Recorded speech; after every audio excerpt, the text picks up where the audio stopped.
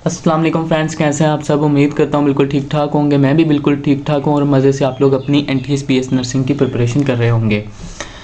तो गाइज़ आज हम लोग बात करेंगे NTSBS नर्सिंग के जो पास पेपर्स हैं 2024 के, उनके बारे में, और उनमें स्पेशली बायोलॉजी सेक्शन के बारे में हम लोग आज बात करेंगे। यहाँ पे सॉल्यूशन भी करेंगे और आपको भी मैं दिखाऊंगा कि किस तरह से क्वेश्चन आते हैं NTSBS नर्सिंग के टेस्ट में और कहाँ से आते हैं। तो आपको मैं यहाँ पे बताता चलूँ कि आज हम लोग दो पेपर्स हल करेंगे, 21 जनवरी एंड 4 फरवरी वाला। अभी काफ़ी लोग, कुछ लोग कहेंगे कि ये दो पेपर कैसे हैं, तो लास्ट टाइम ये आप लोग अभी समझ लें वरना आपको परेशानी होगी। असल में लास्ट टाइम जो पेपर था वो 21 जनवरी को होना था, लेकिन दो centre Larkana and Sukkur centre में जो था टेस्ट वो कैंसिल हो गया था। फिर उनमें दोबारा रिकंडक्ट हुआ था, फोक की वजह से हुआ था, रिकंडक्ट हुआ था 4 फरवरी को। तो इस तरह से हमारे पास दो टेस्ट हो गए थे, तो मेरे पास दोनों ही टेस्ट थे, तो मैंने दोनों के बायोलॉजी सेक्शन को पिकअप करके अपने पास सेव कर लिया था और अभी उसी का हम सोल्यूशन करेंगे। ठीक है, तो एक चीज़ मैं आपको यहाँ पे बताना चाहता हूँ कि आप लोगों ने अभी जो MCQs कैसे करना है। आप सबसे पहले आपके पास स्क्रीन पे MCQs आएगा, आपने वीडियो को पॉज करना है, फिर MCQs की स्टेटमेंट को देखना है और ऑप्शंस को देख के खुद का एक ऑप्शन सेलेक्ट कर लेना है। देन आपने वीडियो को पॉज करना है। अगर आपको आता था तो आप स्किप करके आगे जाएं दूसरे क्वेश्चन की तरफ। अगर नहीं आता था तो फिर सुन लें कि ये किस तरह से आंसर है इसका। बाकी आज हम लोग यहाँ पर टोटल 60 MCQs करेंगे। 60 के साथ साथ हम लोग यहाँ पे ज़्यादा ही हो जाएंगे, बिकॉज हम लोग साथ के लगते लगते जो MCQs होंगे या जो और भी MCQs आ सकते होंगे उनके बारे में भी बात करेंगे। ठीक है, तो आगे चलते हैं। अच्छा, मेरे चैनल को लाइक करें, सब्सक्राइब करें और शेयर करें अपने फ्रेंड्स के साथ और जो तैयारी कर रहे हैं, और सब्सक्राइब कर दिया करें। ये नीचे देख सकते हैं आप लोग। ओनली जिन लोगों ने सब्सक्राइब किया है वो सिर्फ 2.1% लोग ऐसे हैं जिन्होंने सब्सक्राइब किया है, बाकी सारे बगैर सब्सक्राइब किए देख रहे हो। यार कुछ रहम करो। बाकी समझ जाना आप लोग। ओके, अगर आप लोग मेरा जो व्हाट्सएप ग्रुप है पेड है, ये अगर इसको ज्वाइन करना चाहते हैं तो उसके लिए आप मुझे इस नंबर पर मैसेज कर सकते हैं। अच्छा, ये ग्रुप किस चीज़ का है?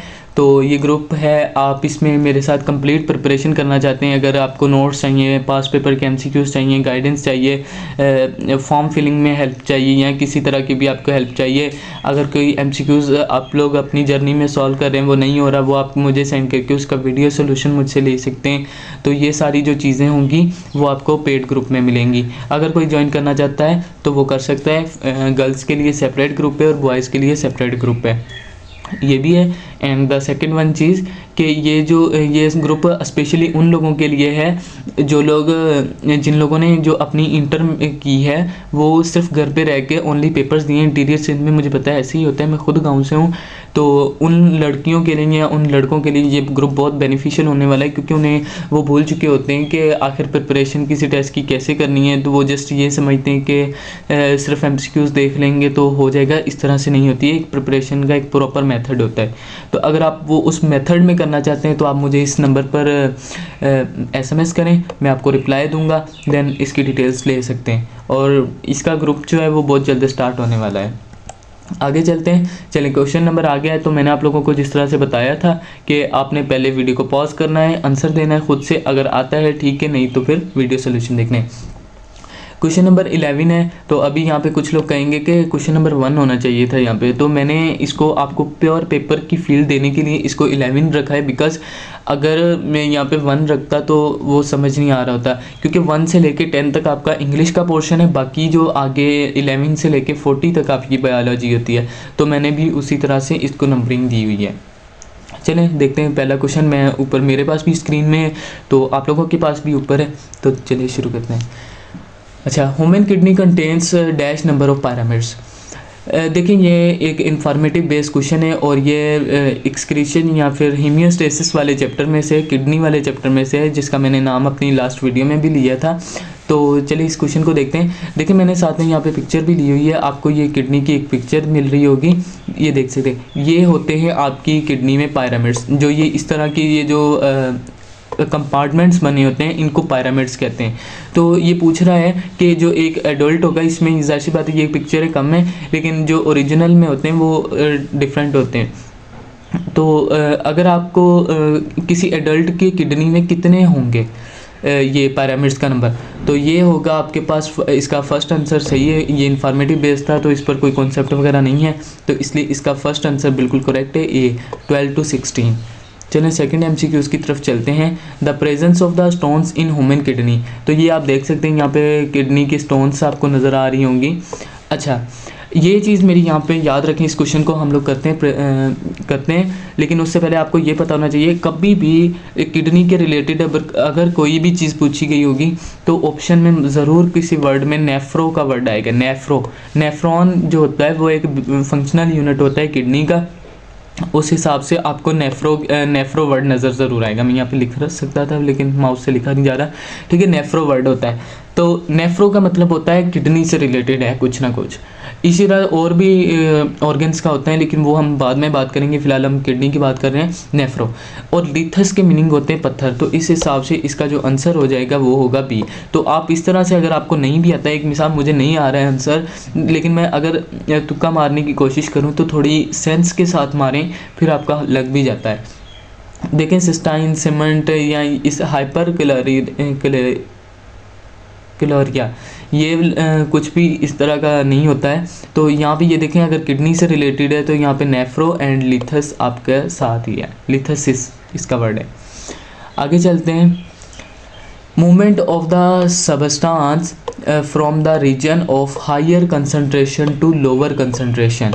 अच्छा, यहाँ पर जो, यानी आप यहाँ पर इसकी एग्जांपल इस तरह से ले सकते हैं, ये एक बड़ा सा तालाब है पानी का, यहाँ से एक छोटी सी किनाल निकल के जा रही है, तो हायर कंसंट्रेशन से जो पानी है वो बिना किसी मूवमेंट के जा सकता है। लेकिन अगर मैं कहूँ कि आपने इस छोटे तालाब में से इस कनाल जो लेक है इसमें पानी डालना है, तो फिर आपको कोई मोटर लगानी पड़ेगी या कुछ एनर्जी लगानी पड़ेगी, फिर ये जाएगा। लेकिन केनाल जो लेक है या पाउंड है उसमें से पानी केनाल में इजीली आ जाएगा। तो इस तरह की जो हायर कंसंट्रेशन से लोअर कंसंट्रेशन की तरफ वाटर की मूवमेंट या किसी भी मालिक्यूल्स की मूवमेंट को हम डिफ्यूजन कहते हैं। अगर यहाँ पर कोई मेम्ब्रेन लगी हो, सेमी परमिएबल हो या कोई परमिएबल हो, तो फिर इसका आंसर ऑस्मोसिस हो जाता। अगर मेम्ब्रेन का जिक्र होता, रैपिड फ्लो और फिल्ट्रेशन इसके रिलेटेड नहीं है। चलिए आगे चलते हैं। In human beings lungs volume can be measured by a special instrument called. अच्छा देखें, ये एक मेडिकल इंस्ट्रूमेंट होता है जिससे आप लोग अपने हम पेशेंट्स की लंग्स का वॉल्यूम देखते हैं कि उन्हें कोई लंग्स की डिजीज़ तो नहीं है। जैसे एस्मा वगैरह में लंग वॉल्यूम कम हो जाता है, फिर लोगों को सांस लेने में प्रॉब्लम हो रही होती है। तो इसमें कौन सा इंस्ट्रूमेंट यूज़ होता है, तो ये आपके गैसेस एक्सचेंज वाला चैप्टर पर में जाएं, जाके उसमें लंग्स वॉल्यूम के नाम पे या फिर लंग्स कैपेसिटी के नाम पे एक चैप्टर टॉपिक है, उसमें ये क्लियर कट लाइन लिखी हुई है शुरू में ही। तो वहाँ से ये एक लाइन ही ली गई है बुक की। तो इसका आंसर जो है वो है स्पायरोमेट्री के ज़रिए हम लोग ह्यूमन के लंग्स का वॉल्यूम चेक करते हैं। नेक्स्ट पे चलते हैं। ये सारे क्वेश्चन जो हैं वो 21 जनवरी को लास्ट ईयर जो पेपर हुआ था उसके हैं। तो आगे क्वेश्चन नंबर 16 है, the process of the joining of two monomers, यानी दो छोटे मालिक्यूल किसी भी बड़े मटेरियल के आपके दो छोटे मालिक्यूल जो जब मिलते हैं। अच्छा आगे क्या कह रहे हैं, by removing a water molecule, एक वाटर मालिक्यूल को निकाल के। तो इस प्रोसेस को हम लोग क्या कहते हैं। देखिए यहाँ पे एक पिक्चर भी है, ये दो मोनोमर्स हैं, ये ए मोनोमर है, ये मोनोमर बी है, और इनके ये वाला जो बॉन्ड है ये बना के ये देखिए यहाँ पे वाटर निकल गया आपके पास, H2 वाटर का फार्मूला होता है। ओके, तो ये दो मोनोमर्स आपस में जॉइंट हो गए, तो इन दोनों ने एक पॉलीमर बनाएंगे, जाहिर सी बात है वो लॉन्ग चेन होगी। इस प्रोसेस को कहा जाता है कंडेंसेशन। इसी का एक ऑपोजिट प्रोसेस होता है हाइड्रोलिसिस या फिर हाइड्रेशन, तकरीबन ये दोनों मुझे लगता है सेम टर्म्स होती हैं।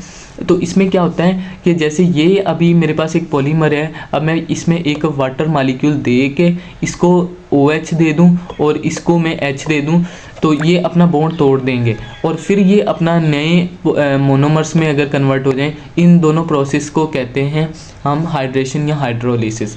तो डीकम्पोजिशन, किसी चीज़ को जला के तोड़ देना, इसको डीकम्पोजिशन कहते हैं। नेक्स्ट आगे चलते हैं।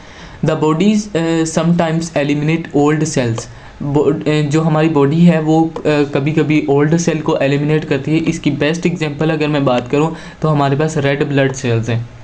कुछ टाइम के बाद आपके रेड ब्लड सेल्स ख़त्म हो जाते हैं पुराने और नए आ जाते हैं, ये उन्हीं के बारे में बात हो रही है। आर अनवांटेड सेल में कुछ आपकी स्किन के सेल जड़ते रहते हैं, लेकिन हमें कभी नहीं पता चला कि हमारी स्किन के सेल जो जड़ रहे होते हैं, शेडिंग कर रहे होते हैं एट एम्ब्रियोनिक स्टेज में भी ये जड़ते हैं, क्योंकि नई नई शेप्स बनती हैं एम्ब्रियो की, तो उस वक्त बन रहे होते हैं embryonic stage according to their genetic information. ये अपनी जेनेटिक इन्फॉर्मेशन से, यानी इस पर कोई बाहर से कोई अटैक नहीं हो रहा है, कोई एक्सीडेंट नहीं हो रहा है, ये हमारी बॉडी खुद से कर रही है।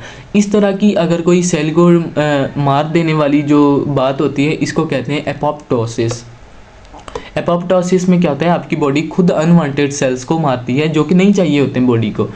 इसका एक उलट भी है, जो इसका रिलेटेड एक क्वेश्चन पूछा जाता है, वो होता है कि अगर मैं, सच्ची बात है, मैं गिरूँ, यहाँ से मेरे रैश हो जाए, तो रैश की सूरत में यहाँ से मेरी बॉडी जो स्किन के सेल्स हैं वो डेड करेंगे, लेकिन ये कोई जेनेटिकली मेरी बॉडी ने खुद से नहीं मारे थे, ये एक्सीडेंट हुआ है। तो इस तरह की मौत को हम कहते हैं ये एपोप्टोसिस है, और इसको नेक्रोसिस कहते हैं, और मुझे लगता है ये ऑप्शंस में भी नहीं है, नेक्रोसिस कहते हैं इसको। ये भी क्वेश्चन आता है, अगर ये इस बार आ गया तो शायद ये सेकंड टाइम में आ जाए, तो इसको ज़रा याद रखिएगा कि अनवांटेड जो बॉडी की बिना प्लानिंग के, इस तरह से क्वेश्चन में लिखा होगा। आगे चलते हैं। In humans -% uric acid is excreted by kidney. जो अगर हम ह्यूमन्स की बात करें तो यूरिक एसिड का तो आप लोगों को पता होगा, यूरिया, यूरिन, इन सारी चीज़ों के रिलेटेड ही है। ये भी आपका किडनी वाले चैप्टर से क्वेश्चन है कि पूछ रहा है कि कितनी परसेंटेज है जो कि किडनी यूरिक एसिड की बाहर निकालते हैं। तो इसका ये भी एक इंफॉर्मेटिव फैक्ट बेस्ड क्वेश्चन है, और ये आपके किडनी वाले चैप्टर में होगा। तो इसका जो करेक्ट ऑप्शन है वो है 40 to 50%। इसका मैं कोई दूसरे ऑप्शंस के वगैरह में बात नहीं कर सकता, क्योंकि ये एक फैक्ट बेस्ड चीज़ है। आगे चलते हैं। द क्वेश्चन नंबर 19 है, the inflammation of the air passageways is known as. Air passageways, ये एयर पैसेजवे पहले मैं बता दूं कि जी ये जो आपकी विंड पाइप्स हैं, इनको एयर पैसेजवे कहा जाता है, कि हवा के जाने का रास्ता, तो इसको एयर पैसेजवे कहते हैं। तो इसमें अगर आपकी स्वेलिंग हो जाए, इन्फ्लामेशन हो जाए, यानी सोजिश हो जाए, तो इस कंडीशन को हम क्या कहते हैं, तो इसको कहते हैं ब्रोंकोसाइटिस।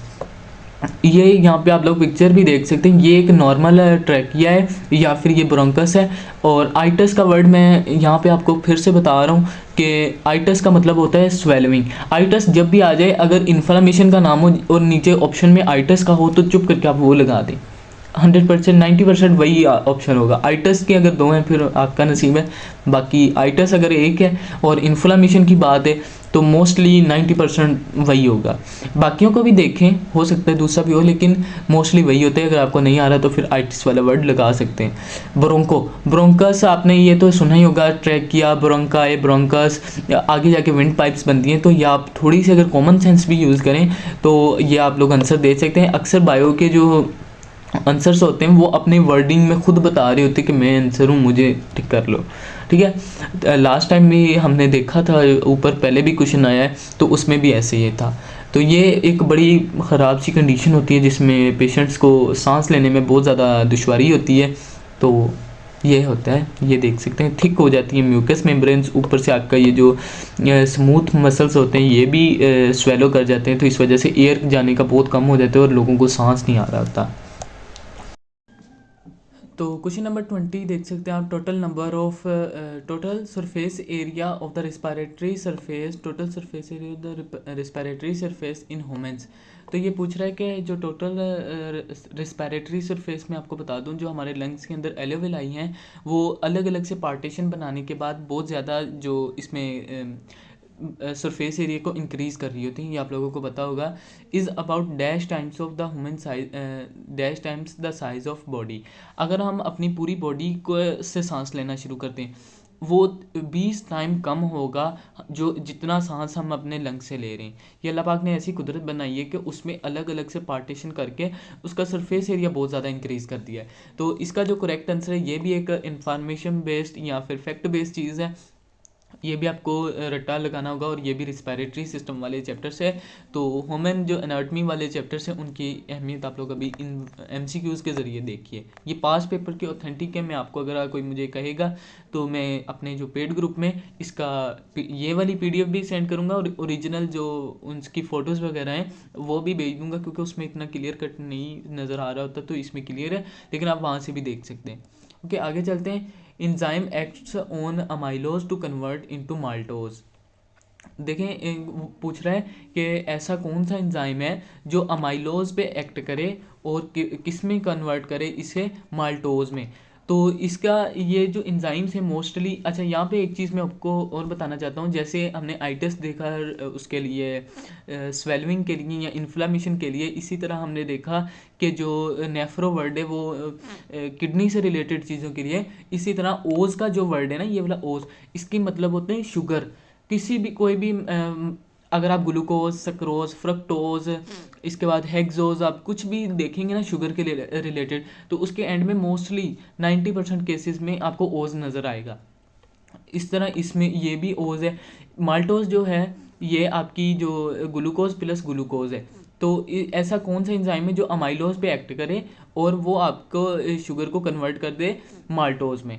तो ये वाला एंजाइम होता है अमाइलेज सिलाइवरी एमाइलेज। आपके मुंह के जो थूक होता है यानी स्लाइवा होता है उसके अंदर भी होता है। ये पेनक्रियाज के सीक्रेशन में भी, जहाँ पे आपके डाइजेस्टिव सिस्टम से जो सीक्रेशन आती है उसमें भी होता है। तो अगर आप ये सारा चैप्टर हम डिटेल में पढ़ेंगे जब हम डाइजेस्टिव सिस्टम के एमसीक्यूज़ करेंगे। तो फिलहाल के लिए आप इसको याद रखें। और ये एंजाइम ये वैसे ऑप्शन क्वेश्चन जो है उस चैप्टर से भी लिंक करता है, न्यूट्रिशन वाले और एंजाइम वाले चैप्टर से भी। एंजाइम वाला chapter one of the most important chapter है, हालांकि इतना छोटा सा है लेकिन उससे एमसीक्यूज़ों की जो क्वान्टिटी है वो बहुत ज़्यादा है। चलिए आगे चलते हैं। उसके बाद ये लैक्टोज है, ये शुगर है, मिल्क शुगर जिसे कहते हैं। लाइपेज ऐसा एंजाइम जो लिपिड्स पे वर्क करे। माल्टेज ये भी एंजाइम है। ओके, आगे चलते हैं। The word botany is taken from the Greek language. अच्छा, यहाँ पे अक्सर ये क्वेश्चन आता था पहले कि बॉटनी जो वर्ड है वो किस लैंग्वेज का वर्ड है। तो यहाँ पे उसने ये तो बता दिया कि ग्रीक लैंग्वेज का है। मोस्टली अगर आपको कभी ये वाला क्वेश्चन आए कि ये बॉटनी किस लैंग्वेज का वर्ड है या कोई और वर्ड, तो आप लोग ना शुरू के जो भी साइंटिस्ट थे ना वर्किंग वाले, वो लैटिन के थे या फिर ग्रीक लोग थे। तो आप लैटिन या ग्रीक अगर ऑप्शन में हो तो वो लगा दें। लेकिन हमारा यहाँ पे क्वेश्चन कुछ और है, कह रहे हैं कि अगर वो ग्रीक लैंग्वेज से आए तो ग्रीक लैंग्वेज के कौन से वर्ड से इसको डाइवर्स किया गया है यानी उठाया गया है। तो इसका जो आंसर, ये भी एक फैक्ट बेस्ड चीज़ है और रट्टा बेस है, इसमें कोई कॉन्सेप्ट नहीं है। तो इसका जो ऑप्शन ए है बोटेन, इसका आंसर है बोटेन से इसके मीनिंग होंगे प्लांट्स। तो बॉटनी रखा जिसमें ये भी एक बायोलॉजी की ब्रांच है जिसमें स्टडी ऑफ प्लांट्स करते हैं। जोलॉजी स्टडी ऑफ एनिमल्स और ये study of plants. Zoology botany, microbiology में हम माइक्रो ऑर्गेनिजम्स के बारे में पढ़ते हैं। ओके, आगे चलते हैं। प्लांट्स, हाँ, plants exchange gases for the process of photosynthesis and dash. देखिए, प्लांट्स जो हैं, हम ह्यूमंस जो हैं, हम सिर्फ जो गैसेस का एक्सचेंज कर रहे हैं, ऑक्सीजन को इन कर रहे हैं और कार्बन डाइऑक्साइड को आउट कर रहे हैं, ये सिर्फ एक पर्पज़ के लिए कर रहे हैं, वो है रिस्पायरेशन। हमें सिर्फ रिस्पायरेशन के लिए चाहिए, क्योंकि हमने बस अपनी फूड को तोड़ना है। हम बना नहीं सकते अपना फूड, हमने लेना खुद बाहर से। लेकिन प्लांट्स जो गैसेस एक्सचेंज करते हैं वो दो चीज़ों के लिए करते हैं, वो फोटोसिंथेसिस के लिए भी करते हैं। वैसे तो वो ऑप्शन में है लेकिन मैं बता रहा हूँ कि फोटोसिंथेसिस में वो अपना फूड खुद से बनाते हैं। तो इसका आंसर जो होगा वो होगा रिस्पायरेशन। ब्रीदिंग इस सारे ह्यूमंस में जो हो रही होती है ये गैसेस एक्सचेंज, उसको ब्रीदिंग कह रहे होते हैं इस प्रोसेस को। और कार्बोनाइजेशन ये ऐसा कुछ नहीं होता। हाइड्रोलिसिस मैंने आपको वहाँ पे वाटर से जो दे के मालिक्यूल को तोड़ना, उससे कहते हैं, ये एक अलग प्रोसेस है। आगे चलते हैं। The overall muscle organ is surrounded by dash membrane. कह रहा है कि जो मसल ऑर्गन है टोटल, ये किस मेम्ब्रेन से सराउंड होते हैं। अगर आपने कभी बकरे का गोश्त कुर्बानी वगैरह पे देखा है तो उसके ऊपर एक वाइट कलर की जेल लाइक स्ट्रक्चर सा होता है। तो पूछ रहे वो क्या नाम है होता है उसका। वो आपके पूरा जो गोश्त की होती है उसको कवर किया होता है। अक्सर हम बड़े का गोश्त देखें तो उस पर भी होता है। इसी तरह हमारे ह्यूमंस के गोश्त पर भी होता है। तो उसके लिए मैंने एक पिक्चर ली हुई है। तो ये है ओवरऑल, ये बोन से जुड़ा हुआ हमारा ये वाली बोन है, हड्डी है, समझ लें आपको कि हमारी बाजू की हड्डी है, और ये हमारा बाइसेप है। तो यहाँ से लेके यहाँ तक, ये पूरी अगर इसको मैं कवर करके यहाँ तक बनाऊँ ना बाइसेप को, तो ये पूरा कवर होगा, उसको कहते हैं एपीमाइसियम। ये मैंने फ़ोटो भी ले ली है। अच्छा, जो मसल होता है वो बना होता है फेजिकल से। फेजिकल्स, मसल को अगर मैं उठा लूँ उसके बाद उसको अगर मैं तोड़ूंगा तो उससे मुझे फेजिकल्स मिलेंगे। और फेजिकल्स के ऊपर जो ये देखें, ये है फेजिकल्स, वो भी पिक्चर में है, चलें ये पिक्चर इसलिए मैंने लगाई थी। फेजिकल, यहाँ से क्वेश्चन आता है। फेजिकल्स के ऊपर जो मेम्ब्रेन होती है उसको हम कहते हैं पेरीमाइसियम। एपीमाइसियम टोटल को कवर करती है, फेजिकल्स को आपकी पेरीमाइसियम कवर करती है। अच्छा, जब हम जो फेजिकल्स होंगे उनको मज़ीद तोड़ेंगे, उसमें से हमें अगर कुछ खींचेंगे, वो लाइक धागे नमा हमें मिल रही होती हैं एक रस्सियाँ सी टाइप, वो उनका नाम होता है फेजिकल्स। उसको फेजिकल्स को भी मज़ीद हम खींचेंगे तो एक बीच में से और छोटे छोटे स्ट्रक्चर्स निकलते हैं जिनको हम मसल फाइबर्स या फिर मसल सेल कहते हैं। मसल सेल वो जो लेवल होते हैं, फिर वो सेल करते हैं, वो हमें अपनी आम आंख से नहीं नज़र आ रहा होता, हम जिस फेजिकल्स तक उसको देख सकते हैं। उसके जो जो मसल फाइबर्स होती हैं उनको जो मेम्ब्रेन कवर करती है उससे कहते हैं एंडोमाइसियम। ये तीनों नाम बहुत अहम है, इनमें से अक्सर एक ना एक क्वेश्चन आता है। इस बार एपीमाइसियम आ गया, तो इसका ओवरऑल मसल जो होता है वो आपका सराउंड होता है एपीमाइसियम से। बाकी एंडोमाइसियम का ये देखें ऑप्शन में, फेजिकल आपके जो मसल जिससे बना होता है, और पेरीमाइसियम जो फेजिकल्स को कवर करती है। इसके अलावा ये जो हिस्सा होता है जो बोन को और मसल को जोड़ता है, ये भी एक इम्पॉर्टेंट ऑप्शन है, इसे टेंडन कहते हैं। टेंडन क्या करता है कि बोन और मसल को, अगर आपने वो एक, अगर आपने कभी गोश्त देखा हो बोटी का, तो वो बोटी और हड्डी से एक अजीब सी चीज़ से जुड़ा होता है और वो बहुत टफ होती है, इस तरह से आराम से टूटती नहीं है, उसको उतारें फिर भी नहीं टूटती, तो वो टेंडन होता है, इस वजह से वो बहुत स्ट्रॉन्ग होता है। ओके, आगे चलते हैं। नेक्स्ट क्वेश्चन है question number 25, the solution of biological problem start with. देखें, अगर आपने 9th क्लास को अच्छे से पढ़ा है, उसका फर्स्ट चैप्टर या सेकंड चैप्टर है आई थिंक, बायोलॉजिकल प्रॉब्लम या सॉल्यूशन ऑफ बायोलॉजिकल प्रॉब्लम के नाम से। तो उसमें सबसे पहले आपने स्टेप्स देखे होंगे, वैसे भी फर्स्ट ईयर की बुक में भी था। तो उसमें हम सबसे पहले किसी भी प्रॉब्लम को ऑब्जर्व करते हैं। ज़ाहिर सी बात है, ऐसे साइंटिस्ट आके तो नहीं ना आप रिसर्च वगैरह पे इतना कॉस्ट आती है, वो एकदम से नहीं कॉस्ट करते, वो पहले आके थोड़ा सा ऑब्जर्वेशन करते हैं। पहला जो स्टेप होता है वो ऑब्जर्वेशन, यानी बस आप थोड़ा बहुत देखें कि हाँ यार ये यहाँ पे कुछ चेंजेस आ रही हैं, तो फिर आप उस पर रिसर्च करेंगे। अच्छा, ऑब्जर्वेशन दो टाइप का हो सकता है, quantitative observation and qualitative. Quantitative में आप मेजरमेंट्स करें, आप कुछ इंस्ट्रूमेंट्स को यूज़ करें, लेकिन क्वालिटेटिव में आप जस्ट आएँ और अपनी आंख से देखें, सेंसेस के ज़रिए देखें कि यार यहाँ पे उस दिन मैं जब आया था, या देख लें एग्जाम्पल ले लें, तो ये टेबल यहाँ तक इसमें चीरा था, लेकिन आज ये यहाँ तक पहुँच गया। ये मैंने अपनी जस्ट अपनी इमेजिनेशंस, अपनी सेंसेस को यूज़ किया है। यहाँ फिर मैं आऊँ, मैं कमरे में आऊँ, नहीं कहूँ आज यहाँ पर स्मेल चेंज आ रही है, ये मैंने अपनी सेंसेस से, मुझे कुछ उसके केमिकल्स वगैरह के बारे में नहीं पता, बस मैं ये कह रहा हूँ कि मुझे स्मेल चेंज आ रही है, तो ये क्वालिटेटिव है, यानी क्वालिटीज़ के ज़रिए हम चेक करें, और क्वांटिटेटिव में हम मेजरमेंट्स करते हैं। ठीक है, तो इसका ऑप्शन हो जाएगा ऑब्जर्वेशन। सबसे पहले हम ऑब्जर्वेशन करते हैं, फिर हम उसके ऊपर एक्सपेरिमेंट करते हैं, ये इसका स्टेप होता है। नंबर 1 स्टेप ये होता है, नंबर 2 इसका ये होता है, एंड फिर इसके ऊपर हम हाइपोथेसिस देते हैं। एक्सपेरिमेंट जब एक साइंटिस्ट करता है, उसके बाद वो एक हाइपोथेसिस कहता है, वो अपनी एक स्टेटमेंट देता है कि मुझे लगता है कि ऐसे हो रहा है यहाँ पे। फिर उसके बाद उसके ऊपर जब दूसरे साइंटिस्ट आते हैं तो वो रीजनिंग करते हैं। तो ये सारे इसके स्टेप्स होते हैं, वो आप लोग वहाँ पे भी पढ़ेंगे। ओके, आगे चलते हैं। Question number 26, human nervous system consist of dash parts. Human nervous system है वो कितने पार्ट्स कंसिस्ट कर रहा है, कितने पार्ट से मिलके बना है। तो ह्यूमन नर्वस सिस्टम के मेनली 2 पार्ट्स हैं। अक्सर बच्चे 4 पार्ट्स में वो होते हैं कि ह्यूमन नर्वस सिस्टम 2 टाइप का है, कि somatic nervous system and autonomic nervous system, इस तरह से भी कह सकते हैं। और इस तरह से जो नर्वस सिस्टम है, इसको इस तरह से भी डिवाइड किया जाता है कि सेंट्रल नर्वस सिस्टम, एंड ये जो आपका ब्रेन स्पाइनल कॉर्ड वाला जो हिस्सा है, ये सारा आपकी सेंट्रल नर्वस सिस्टम में आता है। और जो इसमें से ये नर्व्स निकल के जा रही हैं, ये वाली जो साइडों पे आपकी बॉडी में ट्रांसफ़र हो रही हैं यहाँ से, तो ये वाली आपकी नर्व्स को कहते हैं peripheral nervous system. Central nervous system and peripheral nervous system. तो इसका आंसर हो गया 2 parts. Human nervous system consist 2 parts. चलिए आगे चलते हैं। तो क्वेश्चन नंबर 27 है the junction that controls communication between two neurons. ऐसे जंक्शन के बारे में बताएं जो कम्युनिकेशन को कंट्रोल कर रहा हो between one neuron and another cell. देखिए जहाँ पे भी आपको दो न्यूरॉन मिल रहे हो या फिर एक न्यूरॉन और दूसरा जो जिस पे न्यूरॉन ने अपना मैसेज जिसको डिलीवर करना है वो सेल मिल रहे हो, वहाँ पर एक छोटा सा गैप होता है और उसमें एक फिजियोलॉजिकल फिजियोकेमिकल रिएक्शन होता है। उस स्पेस को कहते हैं साइनाप्स।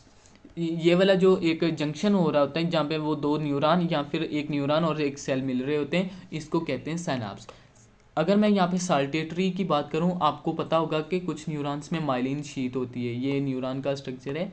तो यहाँ से ये आप देख सकते हैं इस तरह से। तो जो हम सेल जो इलेक्ट्रिकल सिग्नल होता है वो जंपिंग कर करके जा रहा होता है, यानी यहाँ से नोड ऑफ रणवीर यहाँ से ऐसे ऐसे जा रहा होता है। तो इस मूवमेंट को साल्टेटरी मूवमेंट कहते हैं।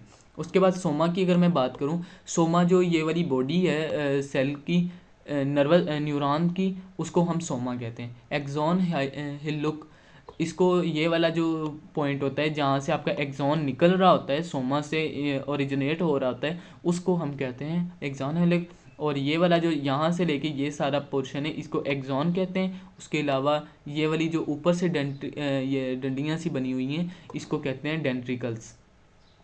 डेंड्राइट्स भी कहते हैं और डेंड्रिकल्स भी कहते हैं। और ये वाला जो बीच में स्पेस है ना, इसको साइनाप्स कह रहे होते हैं। और ये यहाँ पे न्यूरोट्रांसमीटर्स का फिजियोलॉजिकल रिएक्शन होता है। आगे चलते हैं। Inflammation of the air passageway, I think ये पहले भी हो गया है तो इसको स्किप करते हैं। 29 पे आते हैं। The branch of science which deals with the study of human bones. ऐसी ब्रांच के बारे में बताएं साइंस की जो ह्यूमन बोन्स के बारे में। देख लें ह्यूमन्स के रिलेटेड काफ़ी क्वेश्चन होते हैं और मेनली मुझे लग रहा है ह्यूमन्स के रिलेटेड ही हैं सारे। तो deals with the study of human bones, तो ह्यूमन बोन्स के जो स्टडी को हम ऑस्टियोलॉजी कहते हैं।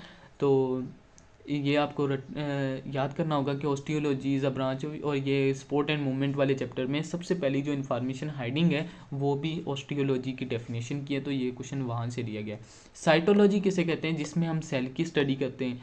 उसके बाद मॉर्फोलॉजी, देखें ये मेरा, इसको मैं एक एग्जांपल से देता हूँ कि ये मेरा अगर हाथ है तो इसको बस मैं एक साइंटिस्ट आए और इसको पकड़ के देखे कि हाँ भाई इसमें 5 उंगलियाँ हैं, ये लाइनिंग्स हैं या नेल्स लगे हुए हैं, बाहर से देख रहा है, तो ये मॉर्फोलॉजी है। ये इसके जो आउटर स्ट्रक्चर है इसको हम मॉर्फोलॉजी कहते हैं। वो एक हार्ट का स्ट्रक्चर भी हो सकता है, किडनी को बस रख के सामने देखें, ये किसी भी ऑर्गन की जो बैरोनी शक्ल के ऊपर स्टडी करना होती है वो मॉर्फोलॉजी में होती है।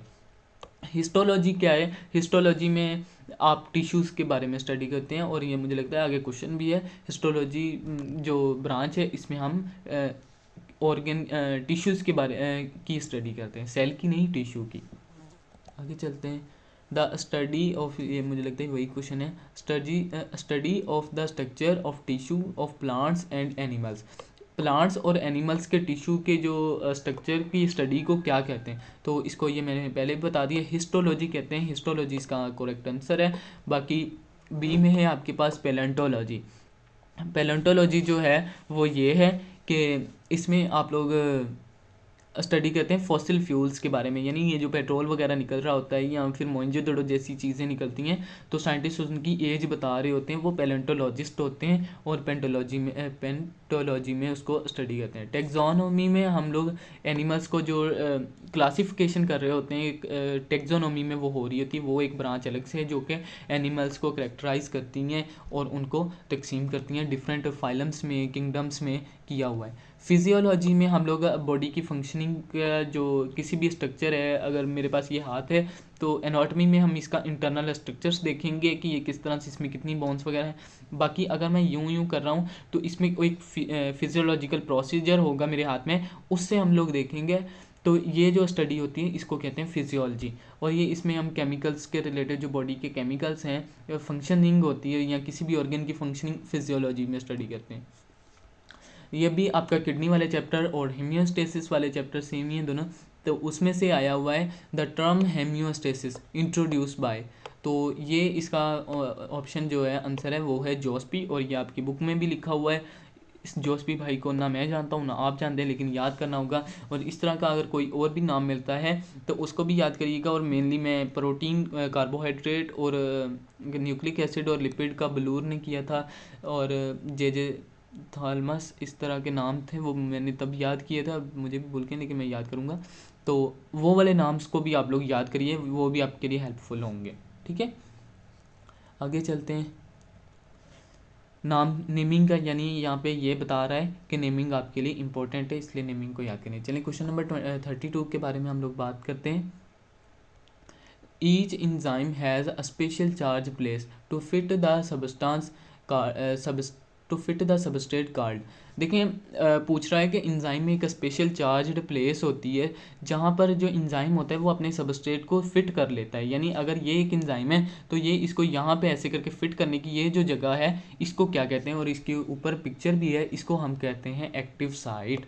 देख लें, इंजाइम हालांकि बहुत छोटा चैप्टर है, लेकिन इसमें से तीन चार क्वेश्चन है, तो ये एक छोटे से चैप्टर को आप कर लेंगे तो आपके 4 MCQ सही हो सकते हैं।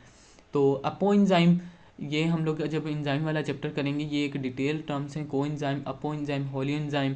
होलो के शायद एक ही एल आएगा। होलो इंजाइम मतलब जो, अगर एक मिसाल ये मेरे पास इंजाइम है तो इस यहाँ पर कोई दूसरा ग्रुप लगा हुआ है प्रोटीन के अलावा, तो अब ये एक होलो इंजाइम है क्योंकि ये फंक्शनिंग कर रहा है और ये दो चीज़ों से मिलके बना है, एक प्रोटीन है एक नॉन प्रोटीन है। अपो इंजाइम, अगर मैं इस वाले पार्ट को अलग कर दूं इस प्रोटीन इंजाइम से, अब जो इंजाइम प्रोटीन वाला होगा उसको हम कहेंगे अपो इंजाइम। को इंजाइम जो है, को इंजाइम जो ये वाला पार्ट है इसको हम को इंजाइम कहते हैं अगर ये नॉन प्रोटीन होगा लेकिन होगा ऑर्गेनिक। ठीक है, ये मैं आप लोगों को वहाँ पे भी कंफर्म बताऊंगा, और वहाँ पे चीज़ें हम डिटेल में डिस्कस करेंगे जब इंजाइम वाला चैप्टर करेंगे। ओके, अभी तो हम जस्ट ओवरव्यू कर रहे हैं, आपको अंदाज़ा हो जाए कि आपको सिलेबस की तैयारी कैसे करनी है, पहले आप पास पेपर इसलिए करते हैं। क्वेश्चन नंबर 33 है, dash refers to the difficulty in focusing distant objects. दूर के ऑब्जेक्ट्स को, दूर की नज़र ख़राब होने को हम क्या कहते हैं? तो इसका एक ऑप्शन है वो है myopia. D option is correct one. Myopia में हम दूर की नज़र हमारी ख़राब हो जाती है, उसको मायोपिया कहते हैं। बाकी ऑप्शंस हैं ये अभी मुझे नहीं लगता आप लोगों ने अपने लेवल पे सुने होंगे। आगे चलते हैं। Short chain amino acids hormone. अच्छा, हार्मोन्स का ये भी आपका नर्वस सिस्टम का एक पार्ट है। केमिकल कोऑर्डिनेशन इसका अलग से चैप्टर है, मुझे लगता है न्यू बुक में। तो अमीनो एसिड की जो शॉर्ट चेन से हार्मोन्स बने होते हैं जो कि आपकी बॉडी में केमिकल मैसेंजर्स होते हैं, तो पूछ रहे हैं कि वो उनको क्या कहते हैं। तो जो छोटी छोटी चेन से अमीनो एसिड की बने होते हैं उनको हम पेप्टाइड्स कहते हैं, और जो थोड़ी से ज़्यादा बड़ी होती हैं उनको पॉलीपेप्टाइड्स, बायोजेनिक, ये हम उसमें डिस्कस करेंगे जब हम इसकी हार्मोन्स की टाइप्स को डिस्कस करेंगे केमिकल कोऑर्डिनेशन वाले चैप्टर में। आगे चलते हैं।